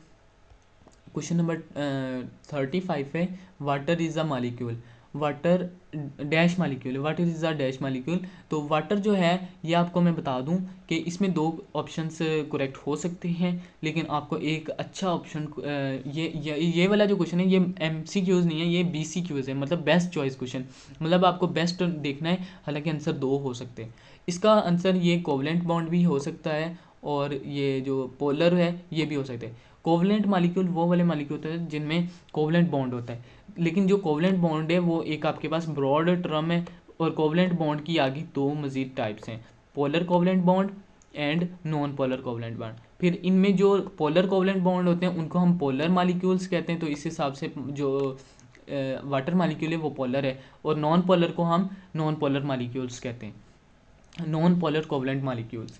तो इसके अलावा ये, अच्छा, इसमें ये पोलराइजेशन कहते हैं किसी मॉलिक्यूल के ऊपर चार्जेस का आ जाना। हालांकि जो कोवलेंट बॉन्ड है उसकी एक नेचर होती है, वैसे है तो नहीं, लेकिन कहते हैं कि उसकी नेचर है कि भाई उस पर चार्ज नहीं होगा। तो इसमें क्या होता है कि इलेक्ट्रोनेगेटिव डिफरेंस की वजह से चार्ज आ जाता है। जो ये जो ऑक्सीजन है इसकी इलेक्ट्रोनेगेटिविटी हाइड्रोजन से बहुत ज़्यादा होती है, तो ये क्या करता है, जो शेयर पेयर ऑफ इलेक्ट्रॉन होता है इनका, उसको अपनी तरफ खींच लेता है, और इस तरह जो हाइड्रोजन है उसके ऊपर पॉजिटिव चार्ज आ जाता है और ऑक्सीजन के ऊपर नेगेटिव चार्ज आ जाता है। ये दोनों के साथ सेम ही करता है, अपनी तरफ खींच लेता है। ठीक है, आगे चलते हैं। क्वेश्चन नंबर 36 है the water which contains very low amount of salt is known as. देखिए पूछ रहा है कि जो वाटर, ऐसा वाटर बताएं जिसमें साल्ट का लेवल बहुत कम हो। तो इसमें स्टैंडिंग वाटर मोस्टली, अभी आप बारिश के बाद का जो रुका हुआ पानी होगा वो भी साल्टेड पानी होता है, और वैसे भी बारिश के पानी में साल्ट्स होते हैं। रनिंग वाटर समुंदर चल भी रहा होता है लेकिन फिर भी उसमें बहुत ज़्यादा आपके पास साल्ट की मिकदार पाई जाती है। और सी वाटर, उसी का नाम लिया अभी हमने, तो सी वाटर में मोस्टली होते हैं साल्ट, मोस्टली क्या कंफर्म साल्ट होगा उसमें। तो फ्रेश वाटर इज़ ज़ीरो। अगर आपने कभी ज़मीन का पानी या फिर और सप्लाई के पानी का दोनों डिफरेंस में यूज़ किए हैं तो आपको पता होगा कि जो साल्ट वाटर होता है वो हार्ड वाटर होता है, और जो बगैर साल्ट्स के होता है वो एक सॉफ्ट वाटर होता है। ओके, क्वेश्चन नंबर 27 की बात करते हैं। Which of the following is not include in 5 kingdoms classification. वो कौन सा नीचे दिए गए ऑप्शन में से वो कौन है जिसको पांचों किंगडम में नहीं रखा गया, वो कौन है। तो ये इसका मोस्टली आंसर आप लोगों को पता होगा, मैं भी बता रहा हूँ, और होपफुली आप लोग वीडियो को जैसे मैंने बताया कि पॉज करके देन उसको देखना है। ऐसे ही देख रहे होंगे, अगर ऐसे देख रहे हैं तो आपको फ़ायदा होगा, अदरवाइज़ आपको फ़ायदा नहीं होने वाला है। ओके, इस अगर आपको नहीं भी आता है फिर भी रोक के देखें, इससे आपको ना जो तुक्का मारने की या कुछ समझने की सलाहियत बढ़ जाती है, इंसान के जहन में रुक जाता है। जैसे वीडियो देख के आप चले जाएंगे कुछ भी फ़ायदा नहीं होगा आपका। बैक्टीरिया, इसको हम प्रोकैरियोट्स के जो किंगडम है उसमें रखते हैं। और मेबा को हम प्रोटोक्टिस्टा, जिसमें कि एनिमल, प्लांट, और फंजाई जो कि यूनिसेलुलर हैं, प्रोटोक्टिस्टा में इसको रखते हैं। उसके बाद फंजाई को किंगडम फंजाई में रखते हैं। वायरसेस बेचारे ऐसे हैं जिनको सब ने लात मार के बाहर निकाल दिया है। ये इसी तरह हैं घर के छोटे बेटे जिनको कोई नहीं पूछता है, इसी तरह ये भी हैं वायरस, इसको कहीं जगह नहीं मिली, तो ये इसका डी ऑप्शन सही है। मजाक कर रहा हूँ, आगे चलते हैं। थक गया। ओके, 38 क्वेश्चन है there are dash types of enzyme inhibition के पूछ रहा है कि इंजाइम इनहिबिशन देख लें। इंजाइम के टॉपिक से एक और एमसीक्यूज, इंजाइम इनहिबिशन यानी इसको कितनी टाइप्स हैं जिससे इंजाइम को हम इनहिबिट कर सकते हैं। तो देयर आर 3 टाइप्स। तो ये आप लोग टाइप्स को भी याद रखिएगा, कम्पिटिटिव इनहिबिशन, नॉन कम्पिटिटिव, और इसके बाद एक और होता भी है, मेरे अभी जहन में आ रहा है लेकिन मुंह में नहीं आ रहा है। तो वो जब हम इंजाइम का चैप्टर करेंगे तो उसको डिस्कस करेंगे, इस चैप्टर को, टॉपिक को भी। ये इंजाइम वाला टॉपिक में बाकायदा मुझे लगता है मुझे इसको स्लाइड्स में बना के टॉपिक का जो लेक्चर है वो भी देना पड़ेगा, बिकॉज ये बहुत इंपॉर्टेंस रखता है। हालांकि छोटा सा चैप्टर है, वैसे मैं चैप्टर्स नहीं यहाँ पे करवाऊंगा, ओनली एमसीक्यूज चैनल पे होंगे। Microfilaments are the solid strands of dash nanometre. जो माइक्रोफिलामेंट्स, अच्छा कुछ लोगों को तो माइक्रोफिलामेंट्स का भी नहीं पता होता। तो ये अगर आप सेल देखें, और ये एक मतलब और सा टॉपिक है, मुझे खुद नहीं पता होता था कि ये माइक्रोफिलामेंट्स के बारे में। हम सेल पूरा पढ़ लेते हैं, माइटोकॉन्ड्रिया सबको याद होता है, गोल्जी सबको याद होती है, न्यूक्लियस सबको याद होता है, लेकिन ये भी सेल का पार्ट है और इसका टॉपिक भी होता है, लेकिन हम लोग इसे इग्नोर कर देते हैं। अगर आपने कभी सेल की पिक्चर देखी, अगर नहीं देखी तो मैं भी बना रहा हूँ, देख लें, अच्छे से देखिएगा। तो इसके अंदर ये न्यूक्लियस है आपका, और ये वाली आपकी सेल मेम्ब्रेन है। ये एक एनिमल सेल ही बना लेता हूँ। तो इसमें आप ये देखेंगे इस तरह से ना, कुछ इस तरह से ऐसे जाले टाइप बना होती है ये चीज़ें, ताकि सेल को ना ये एक स्केलेटन दे देता है कि जिससे सेल अपनी जो शेप है उसको मेंटेन रखता है। तो ये भी इस तरह का माइक्रोफिलामेंट्स होते हैं। तो ये 7 नैनोमीटर के होते हैं, ये भी एक फैक्ट बेस्ड चीज़ है इस तरह की। यानी ये पास पेपर मैं आपको इसलिए करवा रहा हूँ, ये डरा नहीं रहा हूँ, लेकिन ये इसलिए करवा रहा हूँ कि आप पहले से रेडी रहें कि इसमें फैक्ट बेस्ड चीज़ें आएंगी। तो आपको ये नहीं होगा कि एमडीकेट की तरह जो ज़्यादातर रट्टा बेस्ड चीज़ें एमडीकेट में नहीं आती लेकिन इसमें आ जाती हैं, तो इसलिए याद करें। ओके, क्योंकि जो रट्टा बेस्ड चीज़ें होती हैं ना, उनका नंबर वाली जो चीज़ें होती हैं वो बुक में हाईलाइटेड ऐसे नज़र आ रही होती हैं, तो जब एग्जामिनर बैठता है वो अपनी आसानी के लिए उन्हीं चीज़ों को क्वेश्चन बना के उठा लेता है। तो Golgi bodies consist of central flatted plate like compartments called. जो गोल्जी बॉडी की अगर आपने ये पिक्चर पहले नहीं देखी तो आज देख लें, गोल्जी अपरेटस है ये। अच्छा, ये पूछ रहा है कि ये जो इसके कंपार्टमेंट्स हैं ये इस तरह से बने हुए हैं, इनको क्या कहते हैं। ये कंपार्टमेंट्स कहलाते हैं सिस्टर्निया। तो और इसका मैं ऑप्शन लगा देता हूँ, एक मिनट। यहाँ पे आपको मैं एक और चीज़ भी बताना चाहता हूँ कि इसकी तरह का एक माइटोकॉन्ड्रिया में भी कंपार्टमेंट्स होते हैं, और उसको और इसको कंफ्यूज करके बच्चों को क्वेश्चन पूछा जाता है। मुझे लगता है उनका नाम नहीं इसमें डाला, नहीं तो उसका भी नाम होता है। जो माइटोकॉन्ड्रिया की शेप होती है वो माउस से थोड़ी सही नहीं बन रही है, लेकिन इस तरह से होती है। उसकी एक आउटर मेम्ब्रेन होती है, एक इनर मेम्ब्रेन होती है। तो यहाँ पे उसका अलग से रिएक्शन चल रहे होते हैं, और बीच में आपकी इलेक्ट्रॉन ट्रांसपोर्ट वगैरह, वो क्रेब्स साइकिल्स, वो अलग बायो एनर्जेटिक्स में पढ़ेंगे। लेकिन इस तरह का स्ट्रक्चर होता है। जो इसके होते हैं इसको क्रिस्टिया कहते हैं, और इसके जो गोल्जी के होते हैं इसको सिस्टर्निया कहते हैं। तो इसको याद रखिएगा। शायद मैं प्रोनाउंसिएशन गलत कर रहा हूँ, मैं अपने हिसाब से कर रहा हूँ। तो यहाँ पर हमारे जो 40 MCQs हैं 21 जनवरी वाले पेपर के, वो मुझे लगते हैं कंप्लीट हो गए। और अभी आगे जो क्वेश्चंस होंगे वो होंगे 4 फरवरी वाले टेस्ट के, और उसका भी बायोलॉजी सेक्शन ही हम लोगों ने किया है 4 फरवरी वाला टेस्ट। अगर आप लोगों ने यहाँ तक वीडियो देख ली है तो प्लीज़ यार लाइक करें और चैनल को सब्सक्राइब करें। आप लोगों ने देखा पीछे कि सिर्फ 2% लोग ऐसे हैं जो सब्सक्राइब करके वीडियो देख रहे होते हैं। अगर आप में से भी कोई कंटेंट क्रिएटर होगा तो उसे पता होगा कि अगर किसी का चैनल सब्सक्राइब कर दें तो कंटेंट क्रिएटर को बहुत खुशी मिलती है। तो इस तरह आप भी अगर मेरे लिए कुछ करना चाहते हैं तो मेरे चैनल को लाइक करें और सब्सक्राइब करें। इससे आप मेरी हौसला अफजाई होगी और मैं ज़्यादा से ज़्यादा वीडियो बनाऊंगा और आपकी इससे ज़्यादा से ज़्यादा अच्छी प्रिपरेशन होगी। तो आगे चलते हैं। अभी ये जो क्वेश्चंस हैं ये 4 फरवरी वाले टेस्ट के हैं, जो कि लाड़काना और सखर सेंटर में कंडक्ट किया गया था 4 फरवरी को। इसमें क्वेश्चन नंबर 11 जो है, इसमें क्वेश्चन नंबर 11 है कि some bacteria have thin outer most protective covering called. देखें, कुछ बैक्टीरिया के पास होती है, कुछ के पास नहीं भी होती। तो ये भी आपके बैक्टीरिया वाले चैप्टर में से क्वेश्चन उठाया गया, और ये बुक लाइन है कि जो बैक्टीरिया के ऊपर, ये तो बैक्टीरिया का सेल हो गया, सेल वाल के ऊपर भी एक छोटी कवरिंग होती है जिसको हम कहते हैं ग्लाइकोलेक्स। ग्लाइकोलेक्स एक ब्रॉड टर्म है। इसकी आगे 2 टाइप्स होती हैं, स्लाइम एंड कैप्सूल। लेकिन इनकी आगे प्रॉपर्टीज़ अगर बताई गई हो क्वेश्चन में कि वो स्लिपरी होगा और मॉइस्ट होगा, और मतलब इसके साथ सेल के साथ अच्छे से चिपका होगा, या इस तरह की कोई प्रॉपर्टीज़ आपको बताई होंगी, फिर उसकी बेस पे आपकी बुक में भी लिखा हुआ है कैप्सूल और स्लाइम ग्लाइकोलेक्स के अलग अलग टाइप्स हैं। ठीक है, ये आउटर कवरिंग्स वाला स्ट्रक्चर ऑफ बैक्टीरिया पढ़ेंगे, उसमें आपको आउटर कवरिंग्स में जो एक हाइडिंग होगी उसके अंदर ये चीज़ें सारी मिल जाएंगी। तो आगे चलते हैं। क्वेश्चन नंबर 12 है animals that produce and excrete uric acid are called. जो ऐसे एनिमल्स जो कि यूरिक एसिड को एक्सक्रीट करते हैं, हम लोग भी यूरिक एसिड को एक्सक्रीट करते हैं थ्रू किडनी, थ्रू यूरिन। तो हम ये वाले जो एनिमल्स होते हैं इनको कहते हैं यूट्राइन, और ये भी किडनी वाले चैप्टर से आगे है। तो किडनी वाले चैप्टर को ज़रूर करके चाहिएगा, बिकॉज चांसेस हैं कि इस बार भी MCQs आए हैं इसमें से। आगे चलते हैं। भैंस की शक्ल देखकर आप लोगों को, मुझे पता है मुझे भी हंसी आ रही है, लेकिन मैं लगाना नहीं चाहता था लेकिन लगानी पड़ी। और ये मेरी तरफ ही देख रही है। अच्छा, मैं लगाना नहीं चाहता था, इसके लगाया बिकॉज ये एक इम्पॉर्टेंट MCQs है। बिकॉज इस साल मैंने अपना MD कैट की भी ट्राई किया था, तो उसमें MD कैट में भी इसका क्वेश्चन आया हुआ था। ठीक है, तो और पिछले साल ये 4 फरवरी वाले टेस्ट में भी था, तो मुझे लगा इसको थोड़ा आपको दिखा भी देना चाहिए, थोड़ी इंटरटेनमेंट भी हो जाएगी लेक्चर में।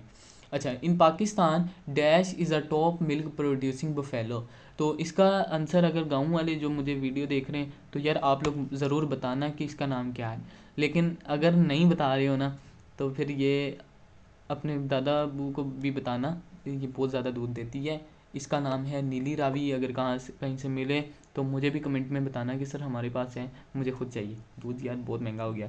और अच्छा, इस वाली जो भैंस है इसकी अभी सीरियस बात करते हैं। इसको फेम इतनी ज़्यादा इसलिए हासिल है क्योंकि ये एक ब्रीडिंग के ज़रिए, जेनेटिक इंजीनियरिंग के ज़रिए डिफरेंट वैरायटीज़ को मिला के एक मिल्क प्रोड्यूसिंग बफेलो बनाई है, जो कि मिल्क में बहुत ज़्यादा देती है, इसलिए इसको इतनी फेम हासिल है। नीली रावी इसका नाम है, अगर नहीं पता था गाँव वालों तो अभी याद कर लो। आगे चलते हैं। तो क्वेश्चन नंबर 14 है the part of the earth where life exist. Earth का वो वाले पार्ट जहाँ पर लाइफ एग्जिस्ट कर सके उसको क्या कहते हैं? तो उसे हम लोग कहते हैं biosphere. Ecology, study of environment की अगर हम स्टडी करते हैं उसको इकोलॉजी कहते हैं। पॉपुलेशन, सिमिलर जो स्पीशीज़ हैं, लाइक एक कमरे में या एक घर में जो भी ह्यूमंस रह रहे हैं वो सारे पॉपुलेशन है, ह्यूमंस की पॉपुलेशन है। तो species basic unit of variety of animal, जो एक बेसिक यूनिट होता है मेल और फीमेल, जो कि एक आगे अपने बच्चे प्रोड्यूस कर सकें, उनमें ये सलाहियत तो उन दोनों को मिला के स्पीशीज़ कहते हैं। ठीक है, आगे चलते हैं। क्वेश्चन नंबर 15 है, the colour of the plant flowers is controlled by a specialised organelle.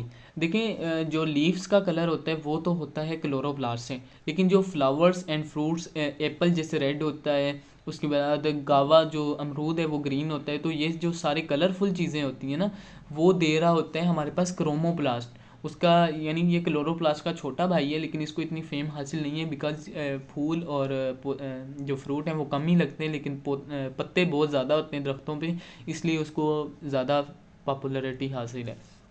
ठीक है, वो होगा क्लोरोप्लास्ट, लेकिन ये है क्रोमोप्लास्ट, इसका छोटा भाई है क्लोरोप्लास्ट का। और इनका एक और भाई भी होता है लेक्योप्लास्ट, जो कि कलरलेस होता है, उसके पास कोई कलर नहीं है, वो स्टार्च में और जहाँ पर प्लांट्स अपनी चीज़ों को एब्जॉर्ब करके छुपा के रखते हैं रूट्स वगैरह में, या आप किसी ग्रेन्स वगैरह में देखेंगे तो वो वाइट होते हैं बिकॉज ऑफ लेक्योप्लास्ट, उसमें बगैर किसी कलर के होता है। लेक्यू मीन खाली, और प्लास्ट की शायद कलर होगा, इसलिए क्लोरो और क्रोमो वगैरह चल रहा है। ओके, आगे चलते हैं। क्वेश्चन नंबर 16 है, substance in plant that absorb visible light are called. ऐसे सबस्टांस प्लांट में कौन से होते हैं जो विजिबल लाइट को एब्जॉर्ब करने की पावर रखते हैं, यानी हम भी तो लाइट में ही घूम रहे होते हैं, लेकिन हमें कभी भी लाइट से खाना नहीं मिला, लेकिन पौधे अपना खाना बना लेते हैं, तो उनमें एक स्पेशलाइज्ड एक केमिकल होता है, या उसको मटेरियल कह लें, वो होता है, तो इनके पास पिगमेंट्स होते हैं जो कि लाइट को कैप्चर कर रहे होते हैं। क्लोरोफिल पिगमेंट एक ब्रॉड टर्म है, उसकी एक टाइप है क्लोरोफिल भी। ठीक है, पिगमेंट्स जो हैं वो उसको लाइट को एब्जॉर्ब कर रहे होते हैं, और ये डिफरेंट पिगमेंट्स होते हैं। आगे चलते हैं। क्वेश्चन नंबर 17 है, inner slide of the virus capsid contain another part known as. तो ये देखें, ये है आपके वायरस का कैप्सिड। ठीक है, तो ये पूछ रहा है कि कैप्सिड के अंदर एक्स्ट्रा कौन सी चीज़ होती है कैप्सिड के अंदर, तो वो होता है वायरल जीनोम होता है, जिसमें आपका डीएनए आरएनए कुछ दोनों हो सकते हैं डिपेंडिंग ऑन वायरस, वो यहाँ डीएनए होगा यहाँ आरएनए होगा, इनमें से एक होगा। तो इसका जो ओवरऑल टर्म यूज़ करेंगे वो होगा जीनोम। जीनोम किसी भी हमारे अंदर भी जो डीएनए वगैरह हैं उसको भी हम जीनोम ही कहते हैं। आगे चलते हैं। At the catalytic site of an enzyme dash are responsible for catalytic activity.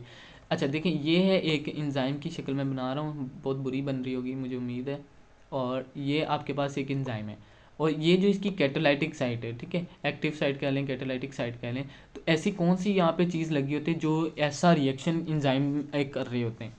तो इसका ऑप्शन है, जाहिर सी बात है, अगर ये प्रोटीन से मिलके बने होते हैं तो इसका आंसर अमाइनो एसिड होगा। अमाइनो एसिड इसके लिए रिस्पॉन्सिबल होंगे, बाकी ये एंजाइम की टाइप से ये हम एंजाइम वाले चैप्टर में कवर करेंगे। ओके, आगे चलते हैं। 19, question number 19, the process of the exchange of gases in plants take place mainly through minute opening called.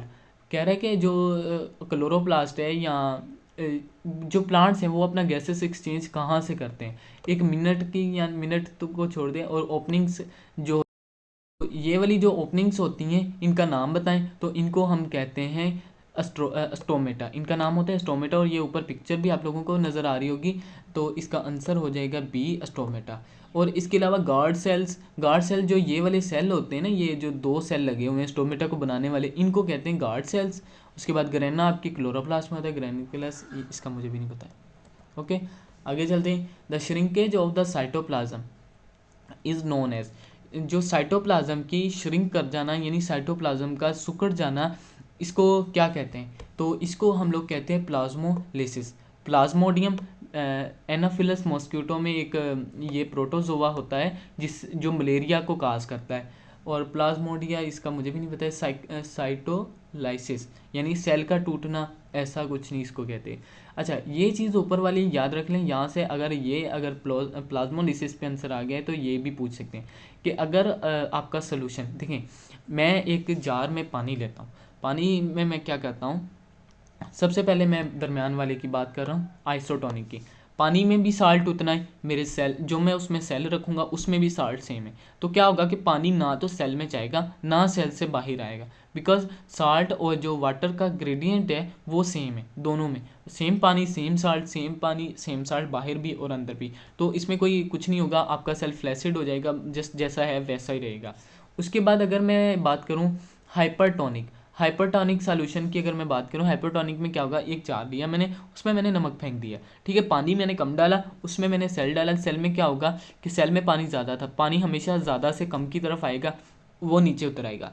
जैसे वो नीचे उतरेगा तो सेल में पानी की कमी हो जाएगी और सेल श्रिंक कर जाएगा, जो कि हमने कंडीशन और क्वेश्चन भी है कि श्रिंकेज ऑफ प्लाज्मोलिसिस कहते हैं उसको।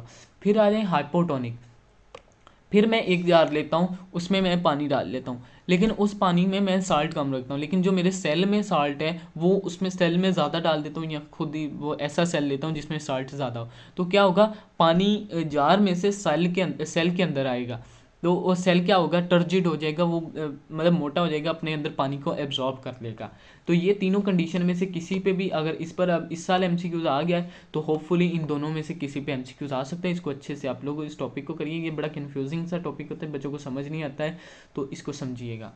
आगे चलते हैं। अभी मैं तो यहाँ पे सिर्फ पास पेपर ही करवा रहा हूँ, जब मैं ट्रांसपोर्ट का चैप्टर करवाऊँगा तब मैं ये आपको टॉपिक करवाऊँगा। The body of fungi is made up of thread like structures. देखिए, अगर तो आप वो वाले बच्चे हैं जिसने कभी बचपन में पार्क में खेला है, तो फिर मुझे आपको बताने की ज़रूरत नहीं है। पार्क में एक गंदे से पौधा होता है, ये कुछ एक छोटी सी चीज़ उगी हुई होती है, उसका मैं नाम हमारी बोली में तो कुछ और लेते हैं, आपका मुझे नहीं पता, तो मैं उसका नाम नहीं कर ले रहा। तो उसमें वो ऐसे जैसे अम्ब्रेला टाइप होती है, ऊपर से अम्ब्रेला होती है, फिर नीचे उसका डंडा होता है, तो वो एक थ्रेड लाइक, उसको अगर दबाएं, बचपन में हम तो दबा लिया करते थे, गाँव में रहते थे तो दबाते थे तो वो बिल्कुल ख़त्म हो जाती थी, चपट जाती थी, हालांकि वो इतनी बड़ी लग रही होती थी। तो वो गंदगी वगैरह में उगती है, कभी जहाँ पे शहरों में गटर लाइन का पानी वगैरह जा रहा होता है वहाँ पे भी उगा होता है, तो वो फंजाई होता है। उसमें थ्रेड लाइक स्ट्रक्चर्स होते हैं ना, उसको जो धागे धागे होते हैं उसको हाइफी कहते हैं, हाइफी से बनी होती है फंजाई की बॉडी, ठीक है। ये आप इस तरह की शक्ल होती है, ये भी है, आप देख लें, ये भी मैंने उठाई थी पिक्चर। तो ये वाले इसके थ्रेड्स जो स्ट्रक्चर्स हैं, इस तरह से थ्रेड कहते हैं इस तरह के धागे को, ये इतना टेढ़ा नहीं होता है, तो आप देख लीजिएगा, ठीक है। आगे चलते हैं क्वेश्चन नंबर 22 में, AIDS is cause by. AIDS की अगर मैं फुल फॉर्म बताऊं, acquired immune deficiency syndrome. AIDS जो काज होती है वो होती है ह्यूमन इम्यूनो डेफिशिएंसी वायरस से, HIV से, ठीक है। ये आपका वायरस वाले चैप्टर में से, तो ये भी एक इम्पोर्टेंट चैप्टर है, वायरस से भी मैंने 3-4 क्वेश्चन देख लिए हैं, आ गए। आगे चलते हैं, human skeleton comprises dash and dash. देखिए, मैंने काफ़ी पिक्चर्स ढूंढी लेकिन मुझे नहीं मिला, लेकिन ये एक नी जॉइंट की पिक्चर है जिसमें मैं आपको दोनों चीज़ें दिखा सकता हूँ। ये आपके पास बोन है, ये हमारा स्केलेटन का पार्ट है ना, ये जो जॉइंट है, हमारी जो घुटने की हड्डी है, ये एक स्केलेटन का पार्ट है। तो ये वाली मेरे पास ये बोन है, ये सारी, ये यहाँ से यहाँ तक बोन है, लेकिन और ये भी बोन है, लेकिन ये जो यहाँ पे अगर आपने मुर्गी की भी हड्डी खाई होगी तो उसके ऊपर भी एक जेल लाइक स्ट्रक्चर लगा होता है, वो होता है कार्टिलेज। बोन एंड कार्टिलेज को मिला के हमारे पास जो हमारा स्केलेटल सिस्टम बनता है, ये स्पोर्ट एंड मूवमेंट वाले चैप्टर में भी है, और सी इसका करेक्ट आंसर है। आगे चलते हैं, bone is a type of.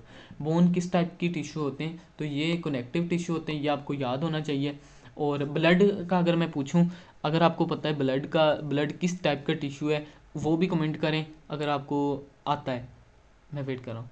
लेकिन अगर नहीं आता तो मैं यहाँ पे बता रहा हूँ, blood is a type also type of connective tissue. Blood और जो हड्डी है वो दोनों सेम है, हालांकि लोगों को मुझे भी लगता था और दूसरों को भी लगता होगा कि यार वो एक लिक्विड है, कितना सॉफ्ट है, लेकिन हड्डी को अगर मैं कनेक्टिव का वर्ड भी सोचूं तो कनेक्टिव यानी मिल के रहना और इस तरह से, लेकिन ये दोनों सेम टाइप के टिश्यूज़ हैं, टिश्यू है। Blood is a type of tissue, blood को आप लिक्विड नहीं, कभी आंसर क्वेश्चन ये भी आ सकता है, blood is a type of, तो आगे टिश्यू होगा, सेल होगा, तो आगे कुछ होगा, तो blood is a type of tissue. Blood की जो ऑर्गेनाइजेशन होती है, क्योंकि सेल्स जो हैं वो मिलके रह रहे होते हैं, तो सेल के मिलके रहने को टिश्यू कहते हैं। आगे चलते हैं नेक्स्ट स्लाइड पे, क्वेश्चन नंबर 25 है, dash is a process of the removal of the metabolic का मैं वर्ड आपको यहाँ पे समझाना चाहता हूँ, सॉरी इसके ऊपर ही लगी लाइन। जो मेटाबॉलिक है, ये वर्ड आया है मेटाबॉलिज्म।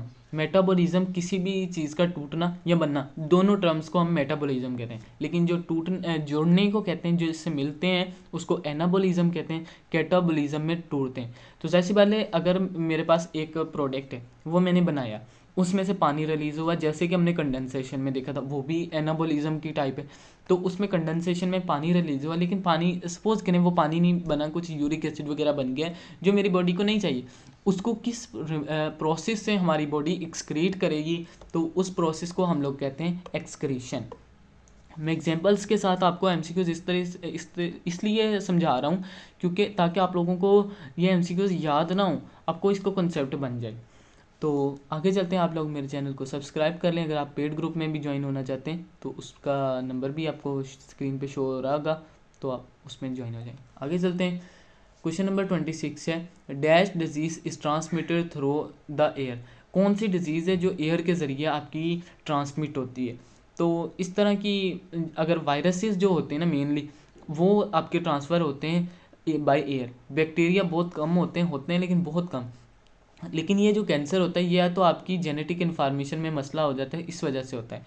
पोलियो अगर मैं बात करूं तो पोलियो भी आपका होता तो वायरस है, ये भी वायरस है, लेकिन ये इस तरह से बाय एयर नहीं ट्रांसफ़र होते हैं। लेकिन जो मीज़ल्स होते हैं, बचपन में याद करें, मीज़ल्स के जब इंजेक्शन लगते थे तो हम लोग बहुत हंसते थे, क्योंकि इसको इंग्लिश में खसरा कहते हैं, तो उससे हम लोग बच्चे थे यार, हंसते थे। तो मीज़ल्स जो हैं ये अक्सर हमारी क्लास में एक बच्चे को होते थे तो वो सबको हो जाते थे। और दूसरी चीज़ कि उसकी इंजेक्शन भी वैक्सीन से भी आपको याद होगा तो लगती होती थी वैक्सीन वगैरह भी। तो मीज़ल्स जो हैं इसका करेक्ट ऑप्शन है, जो कि बाय एयर ट्रांसफ़र होते हैं। तो इस तरह से यानी बीमारियों के ऊपर भी आपको क्वेश्चन हो सकता है, इससे ये सीखें कि बीमारियों को भी पढ़ना है। The outer layer of human skin is made up of, यानी ये जो मेरी ऊपर वाली स्किन है ये किससे बनी हुई है, outer layer of the skin. तो ये भाई बनी हुई है आपकी एपिथेलियल टिश्यू से। सिर्फ मेरी ये वाली स्किन नहीं, बल्कि जो आपके मुंह की अंदर की आउटर लाइनिंग है, या आपके जितने भी हॉलो ऑर्गन्स हैं, मैदा हो गया आपका, स्मॉल इंटेस्टाइन, लार्ज इंटेस्टाइन, ये सारी चीज़ों में जो आउटर लेयर होती है वो होती है एपिथेलियल टिश्यू की बनी होती है। आगे चलते हैं। अच्छा, यहाँ पे एक चीज़ और आप देख लें कि स्किन की टाइप्स जो होती हैं ना, लेयर्स हैं, आउटर लेयर को हम कहते हैं एपिडर्मिस, और जो मिडल लेयर है उसको डर्मिस, और नीचे वाली लेयर को कुछ साइंटिस्ट लेयर कहते हैं और कुछ कहते हैं कि ये लेयर होती नहीं है, ये जस्ट एक फैट का डिपॉजिट है। तो शायद ये भी यहाँ से क्वेश्चन स्किन के ऊपर ये भी क्वेश्चन आ सकता है कि जो ब्लड की सर्कुलेशन है वो स्किन की किस लेयर तक पॉसिबल है, तो वो डर्मिस तक आती हैं। उसके बाद आगे ये देख सकते हैं पिक्चर में, आगे आपको ब्लड की जो वीन्स वगैरह हैं वो ऊपर जाती हुई नज़र नहीं आएंगी, जस्ट यहाँ तक आपकी ख़त्म हो जाएंगी। उसके बाद जो ऊपर वाली एपिडर्मिस होती है वो उसको नॉन लिविंग लेयर भी कहते हैं।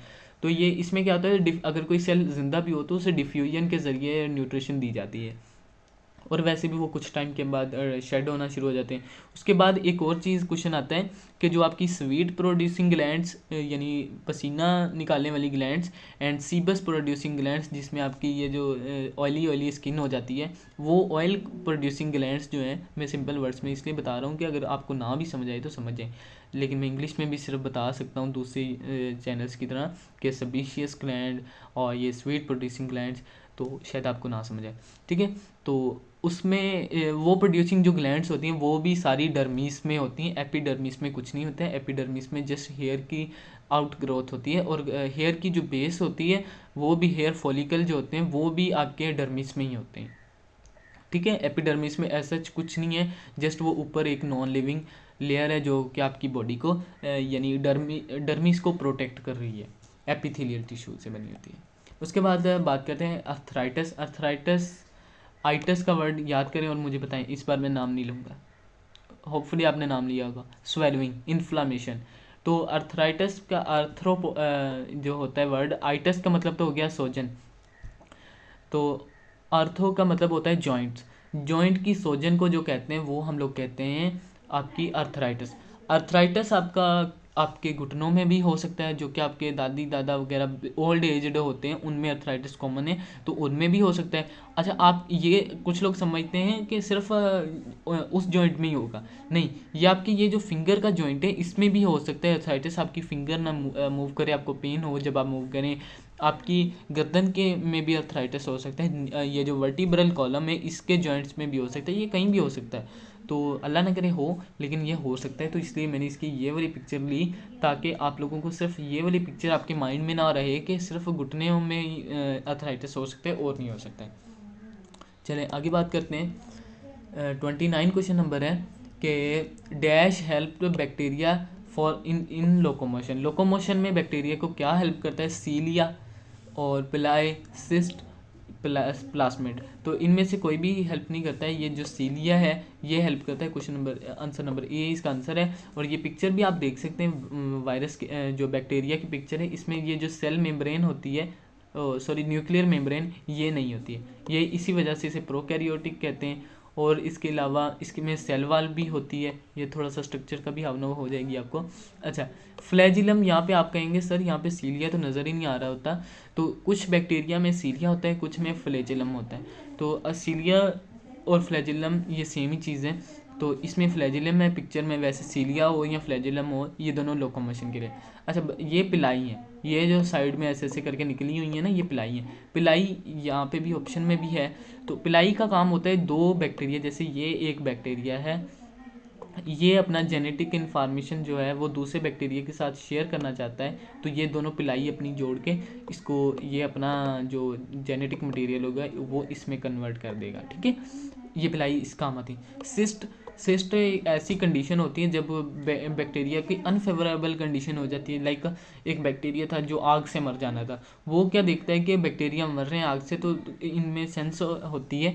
तो ये क्या करते हैं, अपने जो जेनेटिक इन्फॉर्मेशन, इनका फर्स्ट प्रायोरिटी होती है कि हमने अपनी जेनेटिक इन्फॉर्मेशन बचानी है, अपनी औलाद को बचाना है, ये सिंपल चीज़। तो वो क्या करते हैं, एक छोटी सी मेम्ब्रेन में अपना जितना भी जेनेटिक इन्फॉर्मेशन इंपॉर्टेंट चीज़ें होते हैं वो उसमें डाल के सिस्ट बना देते हैं। और सारे का सारा बाकी जो साइटोप्लाज्म होता है उसकी एक लेयर मोटी सी इसके ऊपर बना लेते हैं। हालांकि ये भी सारा माइक्रोस्कोपिक होता है, लेकिन जब इनको फेवरेबल कंडीशन मिलती है ये उसी टाइम दोबारा बैक्टीरिया बन जाते हैं। यानी इस तरह से होता है कि आप लोग अक्सर शिकायत करते हैं कि भाई डॉक्टर ने दवाई दी थी, कुछ दिन, जितने दिन हम खाते हैं उतने दिन ठीक रहते हैं, उसके बाद फिर से सेट हो जाती। तो वो इसी वजह से होता है कि वो बैक्टीरिया सिस्ट बनाने की एबिलिटी रखता है। प्लास्मिड एक्स्ट्रा, ये जो आपके पास डीएनए पड़ा हुआ है इसको प्लास्मिड कहते हैं। और ये प्लास्मिड जो होता है वो एक्स्ट्रा डीएनए होता है जिसमें जेनेटिक इंजीनियरिंग होती है। आगे चलते हैं, क्वेश्चन नंबर 30 है, deforestation results in the area. ये एक बड़ा इलॉजिकल सा क्वेश्चन है। तो बहरहाल इसका जो आंसर है वो है पॉपुलेशन। जब भी डिफॉरेस्टेशन होती है तो उसमें पॉपुलेशन बनती है, यानी एरिया जो होता है उसमें कोई नई पॉपुलेशन आ जाती है। आगे चलते हैं, chlorophyll molecule mainly absorb dash from visible light. Chlorophyll पूछ रहा है कि कौन सी लाइट है जो एब्जॉर्ब करता है विजिबल लाइट में से। तो इसके जो ये सारे ऑप्शंस थे ये सारे ही गलत थे, क्योंकि जो क्लोरोफिल है वो रेड और ब्लू को करता है। ये मैं ब्लू लिख रहा हूँ, तो आप ब्लू एंड रेड, ये वाला ऑरेंज ख़त्म कर दें। इस हिसाब से फिर भी अगर हम देखें ऑरेंज कुछ ना कुछ करता है, तो ऑरेंज अगर हम रेड मान के चलें तो फिर बी ऑप्शन इसका लगा दिया था, लेकिन इनमें तकरीबन ये सारे ऑप्शन गलत हैं। B blue and red absorb करता है क्लोरोफिल। ये आपकी बायोएनर्जेटिक्स वाले चैप्टर में वहाँ पर भी है। ओके, आगे चलते हैं। Nucleic acid are the polymers of the 5 sugar base compound called. देखिए न्यूक्लिक एसिड जो पॉलीमर है 5 शुगर्स नहीं होगा यहाँ पे, ये शुगर नहीं होगा, 5 कार्बन बेस्ड शुगर, इसका वर्ड ऐसे होगा 5 कार्बन बेस्ड, बिकॉज ये जो शुगर लगी हुई है पेंटोज शुगर लगी होती है, तो ये आपके पास 5 कार्बन्स लगे होते हैं। ठीक है, 5 कार्बन बेस्ड शुगर से जो न्यूक्लिक एसिड एक मोनोमर से बनता है, उस मोनोमर का नाम क्या है? तो उसका नाम होता है न्यूक्लियोटाइड। आरएनए और डीएनए ये न्यूक्लिक एसिड की टाइप्स हैं, और ये आपके पास न्यूक्लिक एसिड तो वही सेम चीज़ होगी। अच्छा, ये स्ट्रक्चर है न्यूक्लियोटाइड का, इसमें ये वाला जो पार्ट है ये डीएनए और आरएनए में कांस्टेंट रहता है, लेकिन ये जो नाइट्रोजनस बेस है ये अगर चेंज होगा तो आपके पास डीएनए और आरएनए डिफरेंट बनते हैं, और इसमें से डिफरेंट न्यूक्लियोटाइड्स की टाइप्स बनती हैं। एडेनिन, ग्वानिसिन, थायमीन, यूरेसिल, इस तरह की जो टाइप्स हैं वो नाइट्रोजनस बेस पे बनती हैं। आगे चलते हैं, in the lipid bilayer plasma membrane dash are also present beside the lipid. पूछ रहे हैं कि लिपिड बाइलेयर जो मेम्ब्रेन है, जो फॉस्फोलिपिड्स है, ये जो है ये फॉस्फोलिपिड्स हैं जिनके ये हेड्स हैं, ये पोलर हेड्स हैं और ये नॉन पोलर टेल्स हैं। इनके अलावा किस चीज़ से बने होते हैं, तो उनके अलावा ये पिक्चर में आपको नज़र आ रहा होगा प्रोटीन्स से बने होते हैं। तो ये आप अगर सेल मोज़ाइक मॉडल भी देखेंगे सेल वाले यूनिट में तो आपको इसलिए मिल जाएगा। तो इसका आंसर जो है वो है डी प्रोटीन। फैट आपकी वही प्रोटीन हो गए, कार्बोहाइड्रेट्स भी होते हैं लेकिन बहुत कम क्वांटिटी में होते हैं, लेकिन अगर ये दोनों हो तो फिर लगा सकते हैं बोथ है बी एंड डी, अदरवाइज़ आप प्रोटीन को ज़्यादा प्रायोरिटी दें। आगे चलते हैं। An increase level of calcium in urine, urine में आपका जो कैल्शियम लेवल अगर इंक्रीज़ हो जाए तो इसको क्या कहते हैं। अच्छा, यहाँ पर भी मैं आपको एक चीज़ समझाना चाहता हूँ, टर्म्स में आपको समझाना चाहता हूँ। तो इसके ऊपर आपको लग रहा होगा कि सर टाइम वेस्ट करें, लेकिन ये टाइम वेस्ट नहीं है, ये आपकी फ़ायदा होगा इससे। जो टर्म इंक्रीज़ के लिए जो टर्म यूज़ होती है वो होती है हाइपर।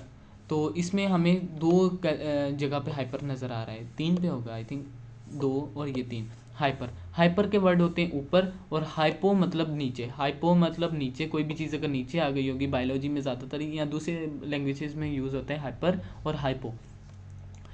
तो अगर आगे कैल्शियम है तो आगे कैल्शियम लगा दें। तो आप इस लॉजिक के ज़रिए भी अपना आंसर ढूंढ सकते हैं। अगर लॉजिक सीखें, हर वक्त आपको आंसर शायद याद भी ना रहे, लेकिन अगर लॉजिक याद रह गई, थोड़ा दिमाग चलाना आ गया, तो आप उस वक्त अगर कोई क्वेश्चन नहीं भी आता, अनसीन क्वेश्चन भी हो, तो आप उसको हैंडल कर सकते हैं। ठीक है, इसका आंसर जो है वो है a hyper calcium. Dash is hormone play an role in maintaining the proper level of calcium in blood, blood में ऐसा बताएं हमें हार्मोन जो आपके ब्लड में कैल्शियम लेवल को मेंटेन करे।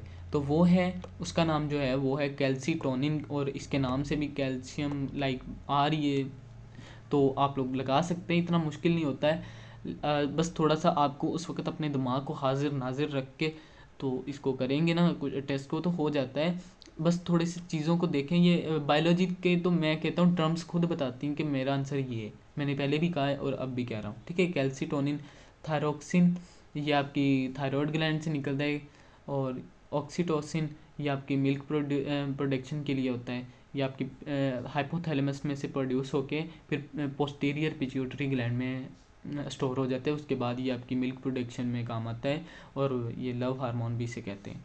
आगे चलते हैं। क्वेश्चन नंबर 36 है, मैं आप लोगों से इस तरह से नाराज़ हो जाऊंगा। ये देख रहे हैं किस तरह से नाराज़ हैं कि आप लोग सब्सक्राइब नहीं करते हैं। सिर्फ 2% लोग हैं जिनके लिए मैं इस तरह रहूँगा, जिनके साथ बाकियों के साथ मैं इस तरह नाराज़ हूँ, बिकॉज आप लोग सब्सक्राइब नहीं करते हैं। सिर्फ 2% लोगों ने सब्सक्राइब किया। यार सब्सक्राइब करें, बहुत मेहनत लगती है अपने बिजनेस कैजुअल में से ये टाइम निकालना, इट्स वेरी हार्ड। अच्छा, कोहेजन क्वेश्चन देखते हैं। The attractive forces between dissimilar molecule, जो डिफरेंट तरह के मालिक्यूल्स के आपस में जो अट्रैक्शंस होती हैं इनको क्या कहते हैं। देखें, पानी और जो वॉल ऑफ द कंटेनर है उसमें जो अट्रैक्शन होती है इसको हम कहते हैं एडेसिव फोर्स। ये पानी और इसके अलावा भी हो सकती है। आपने अगर कभी एल्फी ली है तो उसके ऊपर हालांकि झूठा लिखा होता है कि इसकी एडेसिव पावर्स बहुत ज़्यादा है, लेकिन होती तो कम ही है। एडिजिव पावर वो होती है जो डिफरेंट चीज़ों के बीच में आपकी जो एडिशन होती है उसको, और कहेजिव वो पावर है सिमिलर मालिक्यूल्स में, जैसे वाटर के मालिक्यूल्स के साथ जो इंगेजिंग पावर है उसको हम कोहेजिव पावर कहते हैं। आगे चलते हैं। क्वेश्चन नंबर 37 है, ribosome group of ribosomes attach to a single mRNA known as, एक ही mRNA है जिसके ऊपर ग्रुप ऑफ राइबोसोम्स जब लग जाएं तो इसे हम इस कंडीशन को कहते हैं पॉलीसोम। ठीक है, इसके बाद आगे चलते हैं। Next 38 question, the isolation of the cellular components, पीछे वाला भी सेल से था चैप्टर से, ये वाला भी सेल वाले चैप्टर से। To determine their structure and chemical composition called, तो इसका आंसर है फ्रैक्सीनेशन। देखें, ये वाली जो टेक्निक्स वाला टॉपिक्स है ना, उनको सारों को देखें, वो उनके नाम और टेक्निक्स तकरीबन मिलते जुलते हैं, तो वो आपको याद हो जाएंगे। वो सारी ये टेक्निक्स जो नीचे ऑप्शन में भी हैं ये सारे सेल वाले चैप्टर्स हैं, तो ये आप लोग को वहाँ पे भी मैं भी करवाऊँगा आपको, लेकिन ख़ुद से भी आप कर लीजिएगा वहाँ से। MCQs में मैं तो करवाऊँगा। 39 क्वेश्चन नंबर है, dash is a largest gland in a human body, वो कौन सी ग्लैंड है जो सबसे बड़ी है ह्यूमन बॉडी में। तो वो आपके पास लीवर जो है सबसे बड़ी ग्लैंड है। अगर आपके पास यहाँ पे आंसर ग्लैंड की जगह होता ऑर्गन, लार्जेस्ट ऑर्गन, तो फिर मेरा ऑप्शन जो आंसर था वो कुछ और होता, वो होता स्किन। देन हमारे पास स्किन होती, जो लार्जेस्ट ऑर्गन है बॉडी का वो है स्किन। तो गाइज अभी हम लोग बात करते हैं क्वेश्चन नंबर 40 की। तो अगर मैं बात करूँ क्वेश्चन नंबर 40 की, तो इसमें हमसे पूछा गया है कि in human beings there are dash pairs of spinal nerves. तो इसमें हमसे पूछ रहा है कि स्पाइनल नर्व्स का नंबर बताएं। तो मैंने आप लोगों को बताया था कि जो नर्वस सिस्टम है उसके दो टाइप्स हैं, central nervous system and peripheral nervous system. तो ये जो पूछ रहा है पेरिफेरल नर्वस सिस्टम से ये क्वेश्चन आया हुआ है। तो इसमें पूछ रहा है कि जो स्पाइनल कॉर्ड से जितनी नर्व्स निकलती हैं उनका नंबर बताएं, नंबर ऑफ पेयर्स बताएं। तो इसका जो करेक्ट आंसर है, इसमें 4 क्वेश्चन बन सकते हैं। एक क्वेश्चन आपका ये आ गया कि number of pairs of spinal nerves, तो ये होगा इसका आंसर 31 पेयर्स आपके स्पाइनल कॉर्ड से निकलते हैं। लेकिन अगर मैं यहाँ पर पेयर की जगह मैं ये कर दूँ, पेयर को ख़त्म कर दूँ, तो सिंपल क्वेश्चन हो देयर आर डैश नंबर, यहाँ पे मैं ऐसे करता हूँ नंबर, पेयर्स की जगह नंबर हो, तो थोड़ा बड़ा हो गया। तो नंबर का अगर आ जाएगा ना, फिर आप लोगों ने करना क्या है 31 एंड 31, क्योंकि एक साइड से ये मतलब अगर ये एक साइड से निकल रही है वो 1 हो गई, जो इस साइड से निकल रही है ये 2 हो गई, और दोनों को मिला के मैं कहूँगा कि ये एक पेयर है। तो अगर मैं नंबर की बात करूँगा तो इसको मैं डबल करके 31 एंड 31 62 हो जाएंगे ये। तो अगर कोई नंबर पूछेगा फिर ये 62 होंगे। और इधर से एक और चीज़ बन सकती है, क्वेश्चन नंबर 3 जो बन सकता है वो ये है, स्पाइनल की जगह अगर क्रेनियल नर्व्स लिखा, क्रेनियल नर्व्स जो कि आपके दिमाग से यानी ब्रेन से डायरेक्ट निकल के आपकी आँखों में हॉर्न्स वगैरह, मतलब इधर सारे जो ऊपर वाले एरिया में जा रही हैं नर्व्स, उन नर्व्स का नंबर जो है वो है 12 नंबर ऑफ पेयर्स। अगर मैं पेयर्स की बात करूंगा तो वो होंगे 12, और अगर मैं नंबर की बात करूंगा उसी तरह अगर इस कान को मिल रही है तो इस कान को भी मिल रही होगी, तो अगर मैं नंबर की बात करूंगा तो वो होंगी 24 इन नंबर्स। तो मैं ये कंक्लूजन बता रहा हूँ कि जो number of pairs of spinal cord nerves है ना, उनका नंबर, जो पेयर्स का नंबर 31 है, और नंबर जो वैसे अगर नंबर देखें तो वो 62 है, और अगर क्रेनियल नर्व्स का टोटल नंबर देखें वो 24 है, अगर पेयर का नंबर पूछे फिर वो 12 है। तो आई थिंक यहाँ पे हमारा ये क्वेश्चन भी क्लियर हो गया और स्लाइड्स भी ख़त्म हो गई हैं। तो यहाँ पर स्लाइड भी ख़त्म हो गई हैं। तो यहाँ पर मुझे लगता है अगर आप लोगों ने यहाँ तक वीडियो देखी है तो ज़रूर आप लोगों को वीडियो पसंद आ रही होगी। अगर पसंद आ रही है तो मेरी वीडियो को लाइक करें और शेयर करें, सब्सक्राइब करें चैनल को। और अगर आप लोग पेड ग्रुप में ज्वाइन करना चाहते हैं, पेड ग्रुप जो है, तो उसके लिए आप मुझे व्हाट्सएप पर कांटेक्ट करें, जो मैंने नंबर दिया था स्टार्ट फर्स्ट जो स्लाइड थी उसमें, तो मैं आपको रिप्लाई करूँगा वहाँ पे। देन अगर आपको समझ में आए तो ले लें। तो ये वर्थ इट होगा उन लोगों के लिए जो स्कूल्स वगैरह में नहीं गए, उनको एक प्रॉपर वे में प्रिपरेशन करवाना मेरा एम है, तो उन्हीं के लिए ये मेनली। तो अगर आप लोग ज्वाइन होना चाहती हैं, गर्ल्स के लिए अलग है, बॉयज़ के लिए अलग है, क्योंकि मेनली गर्ल्स भी होती हैं यहाँ पे, तो बाकी फिर आपकी मर्ज़ी। तो मिलते हैं अगली वीडियो में। अगली वीडियो में हम लोग बात करेंगे इसी तरह केमिस्ट्री, फिज़िक्स, फिर इंग्लिश। तो ये सारे पार्ट्स पेपर्स होंगे, उसके बाद फिर चैप्टर वाइज MCQs में करवाऊँगा। तो होपफुली वो अभी डेली बेसिस पे मैं वीडियोज़ अपलोड करूँ, बिकॉज़ अभी टाइम कम है। ओके, मिलते हैं अगली वीडियो में। अल्लाह हाफिज़।